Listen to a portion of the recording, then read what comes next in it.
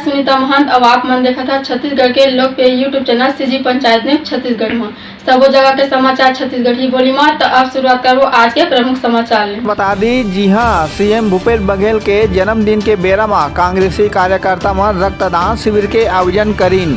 जानकारी बता दी कि बुधवार के पूर्व अध्यक्ष ब्लॉक आबिद ढेबर और पार्षद ऋतिक सिन्हा गांधी मैदान स्थित मंगल भवन में मुख्यमंत्री भूपेश बघेल के जन्मदिन के मौका में रक्तदान शिविर के आयोजन करीन, जेमा 51 लोगन मन रक्तदान करीन। बिहनिया के 10 बजे ले मझनिया के 3 बजे तक शिविर में कुल 51 यूनिट रक्त संग्रह करे जा चुके रही था।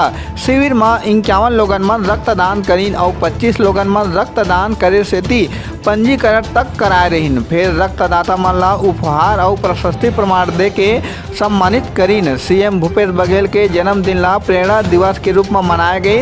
रक्तदान कर एक दूसरा ला मिठाई खिलात बधाई देत मुख्यमंत्री भूपेश बघेल जी के दीर्घायु होए के कामना करीन। सीजी पंचायत न्यूज ले गौतम कुमार साहू गरिया बनले जिला ब्यूरो। रोज हमारे चैनल में छत्तीसगढ़ी समाचार बा, चैनल ला लाइक और सब्सक्राइब जरूर कराओ।